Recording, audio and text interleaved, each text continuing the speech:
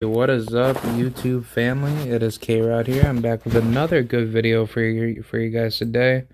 Let me just get like my little channel chat up. I wanted to cover on some stuff today, and oh shit, I'm so sorry. Let me just get like sorry about that. I'm going to probably, yeah, let me talk about this one first because I don't know why this didn't go through. But yeah, let me talk about this shit because I don't know why my YouTube didn't save it. But I originally made a video on live on the channel talking about Miss Erica Cruz avoiding Amanda Serrano for title unification at 126 for her WBA featherweight title for Amanda's WBC and WBO titles, and that was going to be a unification bout. That fight alone was going to happen, but I guess when that the pressure got built up onto Erica, she tried making excuses to not fight Amanda, and everything was going to be like set in stone for them to fight. And I believe that the payday was going to be high too, like $600,000. I think for Erica, and I think Amanda gets like something higher than that. I'm not too sure, but basically Erica, she tried to do the same thing that Jelena Marjanovic was doing towards Amanda Serrano, and now it's a bigger issue because Amanda Serrano wants to become undisputed at featherweight, and then she can move on with her career to other divisions, which I think honestly she should really try to force herself to be a mandatory if she really wants to go that route, because nobody should be a champion in boxing and not ever care to unify their title to continue to be the best. Because my philosophy is that if you're going to get into the sport of boxing, you need to at least have some form of a urgency to fight your contemporaries and be the best at what you can do. So I think for a woman like Erica Cruz, she is destroying the sport of boxing, especially for women's boxing that's at an all-time low. I don't see how women's boxing is getting any better. The sport of female boxing is very deranged, very broken, not proper in terms of matchmaking. A lot of women don't really get a lot of good opportunities in fighting girls at their skill level, and the weight classes are very how should I say, they're very imbalanced, where there's not enough competition. But actually, hold on, I actually did have like my video go through. Okay, well, scratch everything what I just said, and I'm actually going to talk about the fights that I want to see for 2021, or the fights that I have listed that I personally want to see for boxing for the year of 2021 here heading into 2022. So let's get right into it. I'm gonna probably talk about the fights that I have at hand that are on my mind, and let me know what you guys think about it. The first fight that I'm going to probably cover is Jaron Boots Ennis versus Yordanis Ugas, or Keith Thurman. I think Jaron Boots Ennis, he's going to become a future undisputed pound-for-pound champion, and he's probably going to conquer that in 2 divisions most likely. Jaron Ennis is a very dangerous fighter. He's like the combination of an Errol Spence mixed with Marvin Hagler, mixed with Terrence Crawford. That's really what Jaron Ennis is. Jaron Ennis is a very deadly boxer puncher and a very methodical juggernaut defensive pressure fighter, because he's a southpaw like myself, but that's not really how he fights. He fights just like Terrence Crawford in the way that you would think Crawford should be fighting, but he fights way better than him, and he's like Spence mixed with Marvin Hagler. And the reason why I put in Marvin Hagler is because Jaron Ennis, he's up in front of you, and he does not get away from you. Yeah, he can try to go back, try to fight off of his back foot, which he does amazing. and he does not let you hit him when he fights off the outside. But when it's on the inside, Jaron Ennis, he's a like you know he's a boss. He's very deadly. He's very guns blazing with his hand speed. He has great defensive IQ. He doesn't even let you hit him because even if he tries to come toe to toe with you, you can't even touch him. And yeah, in certain cases, yeah, he might get touched up against a guy that might be like a heavy hitter, but he doesn't go to the inside as much if he knows that you're not going to overpower him on the inside. And that's why that I like that similarity between him and Spence because, for me as a southpaw, when I look at Spence, he's very vicious when he fights into the inside. He does not headhunt, he just goes straight to the body because he knows that the most deadliest thing you could do to someone downstairs is basically work the jab. And when you work that jab, that jab is going to be there for you. It's going to be like Mortal Kombat when you see that pressure point to break somebody, with that crushing blow or, like whatever, it's called X-rays or some shit, like a Mortal Kombat. Yeah, Mortal Kombat 9 and Mortal Kombat 10. That's gonna do a huge number onto your opponent, and then your opponent's just gonna break down methodically. And that's what I think about Spence. He's a very defensive juggernaut mastermind. And Jaron Ennis, he possesses that same genetic out of Errol Spence, or I would say trait. It's definitely not something that's built inside your genes. You have to build that trait up, and that trait will come out of your archetype of what type of fighter you are. And I think Jaron Ennis, he proves that he has all the multifactorial tools to be the best at what he does. And I think that when it's all said and done, by time when he's about to retire, and I'd probably say, me and him will be like, around at the same age by then. Well, I mean, I'm like a little bit older than him, but still, Jaron Ennis will prove his worth to the sport of boxing when he gets everything accomplished at 147. And if he could do the same thing at 154 and up, then I will definitely give Jaron Ennis props to beat everybody, and I will definitely have him pound for pound number one. Definitely over Virgil Ortiz. But some other fights that I want to see Jaron Ennis fight is I want to see him fight Adrian Broner. I want to see him fight Virgil Ortiz. I want to see him fight Speedy Rashidi Ellis. I think that's a very deadly fight for the both of them. I want to see him at it with oh yeah, Danny Garcia. Yeah, Danny Garcia in Philadelphia. That'll be a deadly, amazing fight. That'll be a chess match. Like that'll be a war, but that'll be a chess match. Like that'll definitely get the people of Philadelphia together. Very, very good stylistic matchup actually, because Danny he does not let you hit him, and as much as people say that he does get hit, it's not as easy as you think. You actually have to time your shots out properly to get Danny Garcia to a position where you can hit him, because Danny, he can hit too. So it's like if Danny touches you, then that's going to be a really bad night, especially for Jaron. If he does not have a good chin, which I want to say he does have a good chin, he'll definitely take out everybody at 147 and above. So that's pretty much my first vision of fights that I'd like to see. I like to see Jaron Ennis versus all the guys mentioned: Errol Spence, Terrence Crawford, Sean Porter, which I know Sean Porter, he doesn't want any piece of him. Terrence Crawford does not want any piece of him. Ugas and Keith Thurman don't want any piece of him. So, I mean, honestly, the stocks is so high for Jaron Ennis. Happy to be a part of his following, to see how good and exciting of a fighter he is. Let's move on with some other fights. I'm gonna cover some other fights that I have on the list here. I got Terrence Crawford versus Errol Spence. Yep, everybody wants to see that. For undisputed, not that Fury Joshua bullshit for the real undisputed belts.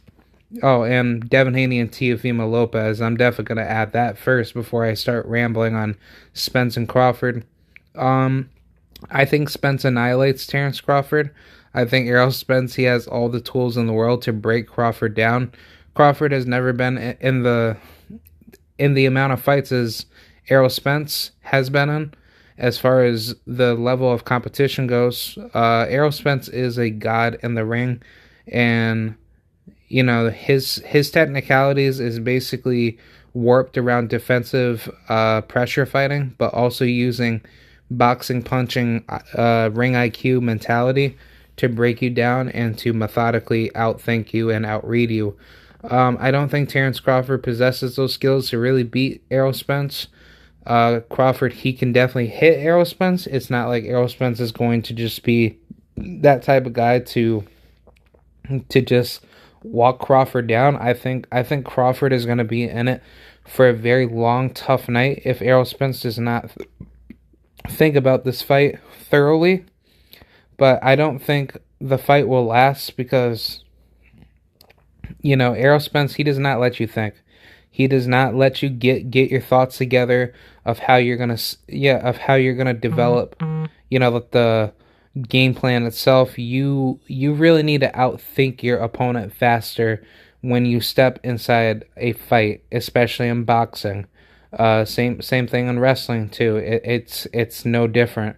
You have to really come in there and you have to be like Mortal Kombat ready. Like, think of it like a war. You can't think anything out in a war. You're gonna get shot. If someone sees you lacking and you're trying to think about, oh wait, like what does this button do for my gun? No, you're going to like if you have that mindset to feel comfortable inside the ring, and you're not thinking about what your opponent can do to you, then you're gonna get too overzealous and you're gonna get caught with something. So that's what Crawford's weaknesses is that his ring IQ readability is not that good, and he's so slow and timid when it comes to him formulating a proper shot to actually hit you. And then he doesn't even think it out properly, because when he gets hit, he starts going into this little brawler mode, like, oh man, you hit me, so no, I'm gonna hit you back. So it's like Terrence Crawford has no ring IQ whatsoever to keep a fight at bay, and he doesn't use all these proper skills, these godlike skills that everyone says that he does by switching up his footwork and his stance. He basically keeps getting out punched, and he doesn't even reposition himself on like how to get a good shot off you. Terrence Crawford is a sucker to getting jabbed first. He does not beat you first to the jab. But that is a fight that I like to see. I'd like to see that fight come down. That would be a beautiful fight. I got Spence by a vicious KO in the 9th round, if not less. Probably to the body, because Terrence Crawford, he does not like body shots. But I won't be surprised if Crawford or Spence could knock each other out, because those probability stakes are way higher than anything else in the world. But let's talk about some other fights. I want to see Katie Taylor versus Amanda Serrano. That would be a good fight. I think Katie Taylor gets brutally stopped by Amanda Serrano.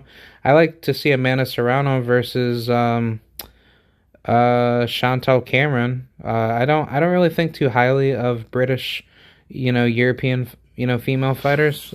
Not all the time, but I mean, whenever I do see a woman that is from that stable or that region itself, where she does put in the hard work and effort, and she doesn't act like well, I don't care if you're cocky, but if she kind of overlooks her opponents, and she kind of acts a little bit too overzealous about the situation itself, then I start supporting that fighter based on how they move in the sport. But Chantel Cameron, she is a good fight for Amanda, but I really do see Amanda just literally killing her, like on some Evander Holyfield versus, like Riddick Bowe type of shit, which I'm not saying Chantel, she's anywhere near Riddick Bowe's, level of fighting, but I'm saying based on the fight itself, it would probably be like a little back and forth war, but knowing and seeing Amanda Serrano fight, Amanda Serrano, she really doesn't get hurt. Her level of getting hurt is more like her hurting you more than you hurting her. And even if you try to throw more punches towards her, she's gonna catch you with something, and she's just basically gonna style on you. She doesn't care if she has to get a little bit dirty in the inside.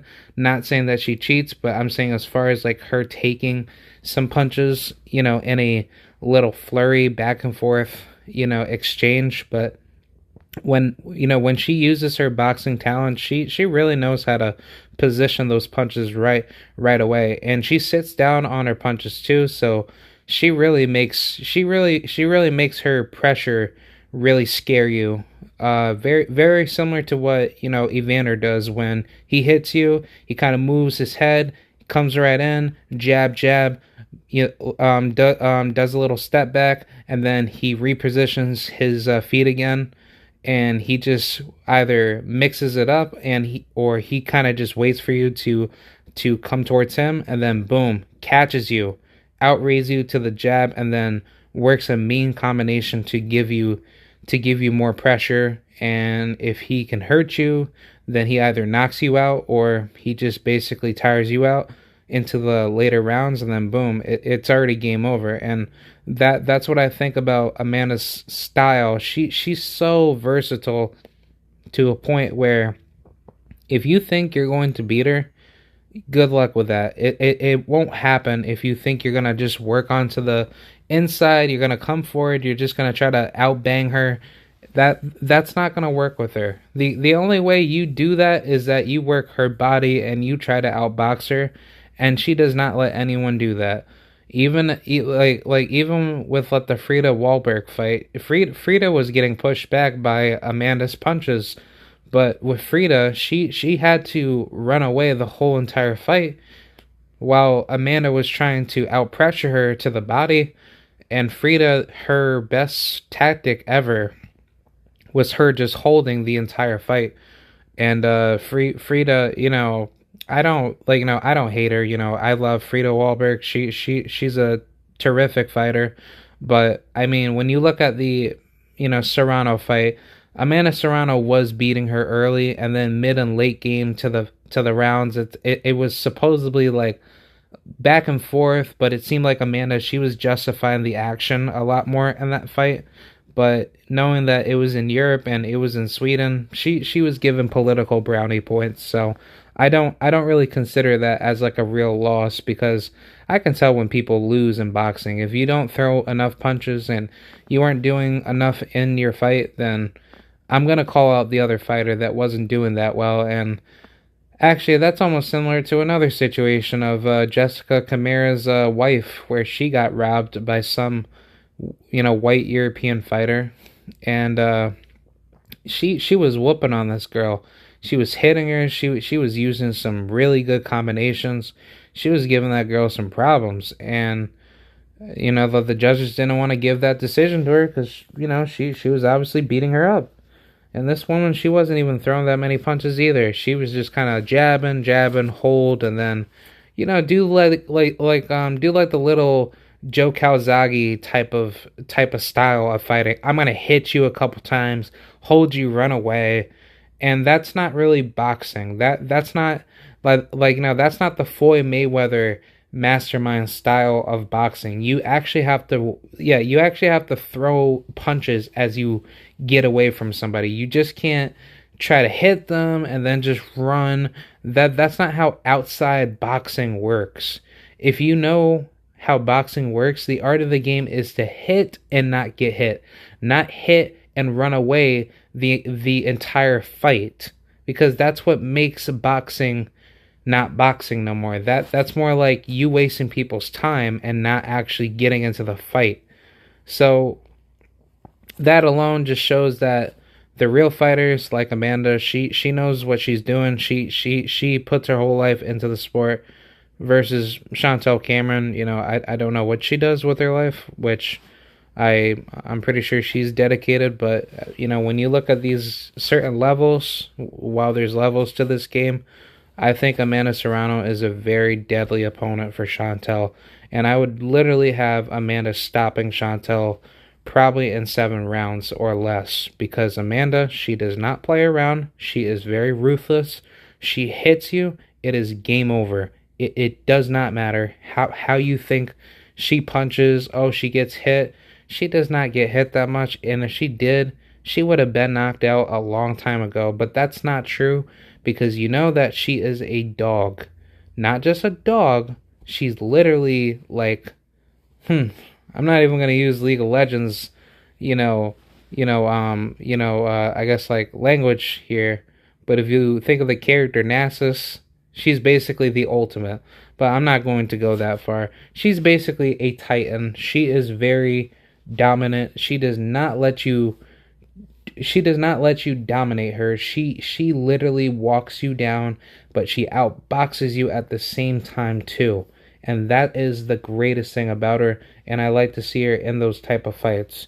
And shit, I mean, if it's even possible, I like to see her in the ring with Jessica McCaskill. Her and Jessica, oh my god, that would be a firefight for Undisputed at 147. If she could unify at 126, I'm pretty sure Amanda, she's probably watching it now. Who knows? But if she could get a fight with Jessica McCaskill at 147, oh yes, that will be a very easy victory, and I kid you not, Jessica will definitely get dominated. And I'm not hating on Jessica. I love Jessica too. She's a lovely, terrific fighter, but we could obviously see the holes in her game. She's just a come forward, I'm gonna just pressure fight you, but she just works onto the inside. She doesn't really utilize boxing tactical motions, and using her footwork, using that jab, using actual sweet science fundamentals. Because when you compare it to Amanda, she's all that combined with Evander Holyfield 2.0. But I'm going to keep moving. Love you, Amanda Serrano. But I got to keep moving on with this show. Other fights that I like to see. I like to see Mr. Oh man, I got so many good fights. I want to see Sean Porter versus Keith Thurman 2, which that will be happening. So that's checked off the list. I want to see Danny Garcia versus Mikey Garcia. That would be a really good fight. Very good crowds from both ends. Puerto Rico versus Mexico. I'd like to see that. Let's make that happen. I'd like to see Speedy Rashidi Ellis versus I'd probably say I like to see Speedy Rashidi Ellis versus Adrian Broner or Regis Prograis, because I know Regis Prograis, he's going to move up to 147, so that would be a pretty good fight. But the big fights that we all want to see, we want to see Mr. Gervonta Tank Davis versus Gary Russell, Devin Haney, Shakur Stevenson, and sadly but surely, Teofimo Lopez. Telefemale. But I think those fights would be absolutely fire, but the biggest and toughest fight will be Tank versus Gary Russell, Shakur Stevenson, and Devin Haney, most likely. Ryan Garcia will get easily knocked out, so we're not even going to put Ryan Garcia in any conversation, because he does not deserve to be put into that conversation. Oh, and let's not forget about Mr. Abraham Supernova versus Tank Davis. Supernova time is coming. Abraham Supernova is returning to the ring, coming this summer. Don't know when the fight date is, but I will be reporting on that. I will cover that fight as well as talking about it, as far as his opponent goes too. But other fights that are going to happen, definitely confirmed by the WBC. Luis Ortiz will be fighting Andy Ruiz for, I believe, a WBC title eliminator. I'm not too sure about that. I mean, if they're going to become a mandatory for Deontay Wilder, you already know what's going to happen. It's going to... I personally have like Luis Ortiz decapitating Andy Ruiz, but if Andy Ruiz can beat Luis Ortiz, which that'll be Andy Ruiz's toughest fight to date, that will be such a big win. But that fight leading to the winner of Wilder Fury 3, which I don't actually even need to cover that fight in this video because the fight's gonna happen next month. July 24th can't come any sooner. Long live Bomb Squad. But Luis Ortiz and Andy Ruiz, if that's going to be for a WBC title eliminator, then I will definitely tune in for that fight. That is going to be main event. That is going to be the most fire flame fight ever. You know, Luis Ortiz, he has a lot to fight for. He knows what is, yeah, he knows what is important to him. He wants to get that world title. He wants to probably unify the entire division, make a good story, yeah, make a good story out of that, and he's going to be saying some really mean stuff to the heavyweight division before it's time for him to hang it up. And I mean, people want to say he's too old.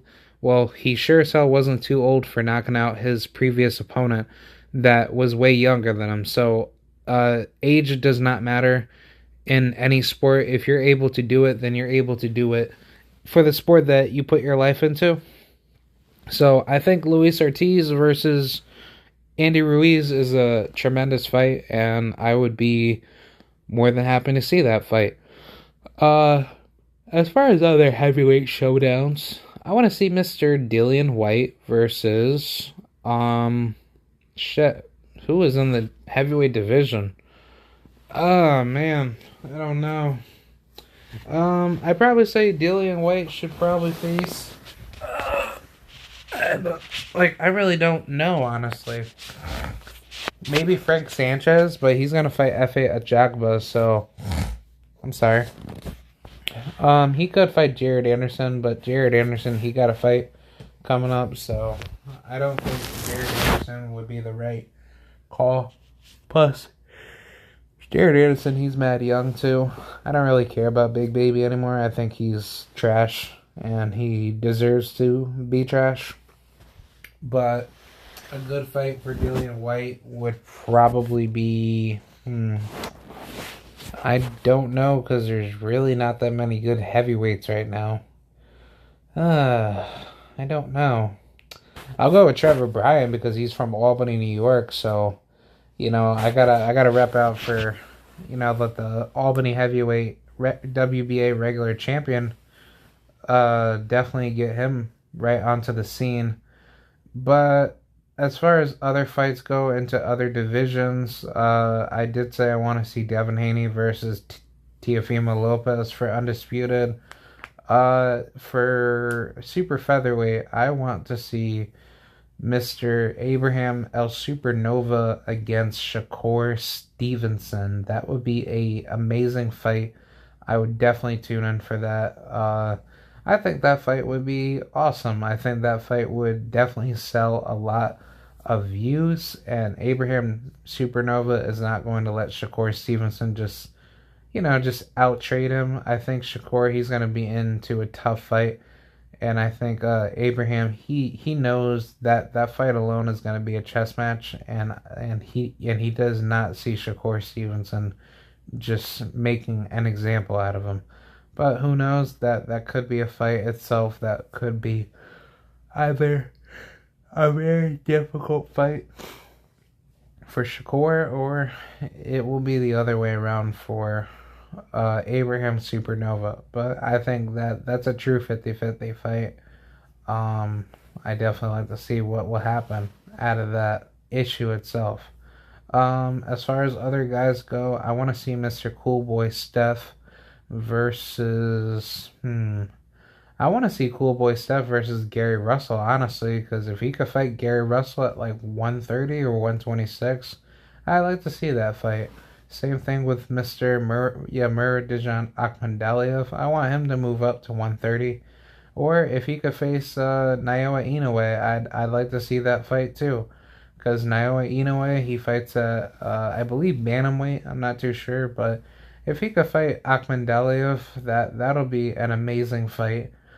Uh, as far as uh other divisions go, I'd like to see Mr. Gary Antoine Russell versus Subriel Brownie Matias. See, now a lot of Puerto Ricans, including myself, the dissented ones too, support Mr. Subriel Matias. But like I said in the past, I don't think Subriel Matias is going to have an easy road down the line, because now that I think who's that guy? Luis Ponce defeated Luis Reston or Ritson. Now Subriel Matias, he has to fight. I think he has to fight that Ponce guy, and then after he beats him, he will be ticketed for the mandatory spot for the IBF title. So the only issue with this is that, what if Gary Russell's brother is in the way? If Subriel can't wait for the IBF title to be vacated, because like we all know that Josh Taylor, he's not going to stay at 140 for too much longer. So the only issue is just simply what should Subriel Matias do in the meantime to stay busy? And I think Gary Russell's brother will be a possible matchup, especially in world title eliminator fights. And I think that's what's going to happen. I think Gary Russell's brother is going to end up fighting Subriel Matias either for a world title eliminator, or they'll probably meet each other as champions. Because I think Gary Russell's brother is going to dominate 140, but the only issue, with that, statement alone is just how are they going to move in the sport when it comes to that point? And I think that's what's going to be like the biggest issue, because if Gary Russell's brother wants AB, Adrian Broner, and then after AB it's going to be like what, Jaron Ennis or somebody at 147, I think with his body growing, he's still he's still obviously developing, but he is going to learn a lot from his fights that he's stepping up with. And as his competition gets way harder, he'll start to understand those issues at hand, and that'll make him understand his comp that will be standing in the way. Because I think Subriel Matias is a very amazing fighter, but the issue with this stylistic matchup is just simply the defense. And I don't think Gary Russell's brother is going to let Subriel Matias hit him as easily compared to what he's been doing to his last 5 opponents. But then again, I could be wrong. Styles make fights, and I think Matias, he's going to shock you with something that a lot of people don't see out of him, where he will box and then he'll start brawling, punching when he sees a good opportunity. But to wrap this up, I like to see other fights such as David Benavidez versus Jamal Charlo and Jermell Charlo. I like to see both of those fights. I think those fights are extremely deadly for both men. Those are not, walk in the park type of fights. Those are big money, big competition fights. I like to see Clarissa Shields versus, let's see. I want to see Savannah Marshall, but I wanted to probably say Katie Taylor. Only just because that Katie Taylor, she took over her pound-for-pound ranking spot. And I think Clarissa, she would definitely do Katie a number. If she could definitely get a fight with her, I think that fight should be possible to make. I actually even wouldn't mind Chantel Cameron versus Clarissa Shields. But either way, that's a good fight. I like to see Clarissa in a rematch with Franchon Cruz. That will be a beautiful fight. I think Franchon, she's gonna be undisputed when she, is able to fight on Triller, knowing that Teofimo, he screwed everything up with COVID. So now, fight date got pushed back to August. But if Franchon could land that victory against Miss Awesome Eileen Cedar-Roos, that would be awesome. I think she'll definitely do a much better job against her. Because Eileen, she is a tall woman, and I mean, don't get it twisted. She can hit you, but I don't think against a woman like Franchon, she's gonna be able to get away with that. So I don't know. I think Franchon, she's going to find herself into some trouble with her. But if she gets the job done and she knows how to break that woman down, it should be an easy victory. But last couple fights I want to mention. I want to do Jermell Charlo versus Canelo Alvarez. I like to see Demetrius Andrade versus David Benavidez. I like to see who else. I actually wouldn't mind seeing Dimitri Bivol versus David Benavidez. That would be a beautiful fight as well. I wouldn't mind seeing Chris Eubank versus who else? Jermall Charlo. Or Jermell Charlo. That would be a good fight. I wouldn't mind seeing Errol Spence versus Jermell Charlo and Jermall Charlo. That would be awesome. I wouldn't mind seeing who else. I'd probably go with I don't know. I think I almost covered everybody. I wouldn't mind seeing AB versus Errol Spence, even though that'll be a fucking massacre. But that could be a good fight. I actually want to seeing maybe Canelo Alvarez versus Errol Spence, or David Benavidez versus Errol Spence, or Mr. Maybe Tony Harrison and Errol Spence, Erickson Lubin versus Errol Spence. There's just a lot of killers at 154 and 160 Spence can take on, but I just don't know who particularly. I wouldn't mind seeing Jason Rosario versus Jermall Charlo, or even, I don't know. That'll be tricky, but either way, I think all these fights are awesome. If I've missed a couple fights, I'm sorry. Just let me know in the comments of what fights you think that should be valuable, worth watching, and that's pretty much it, man. I really do appreciate everybody that listened in or tuned in, and I'm out. I'll be back on the grind pretty soon. Thank you very much. Bye.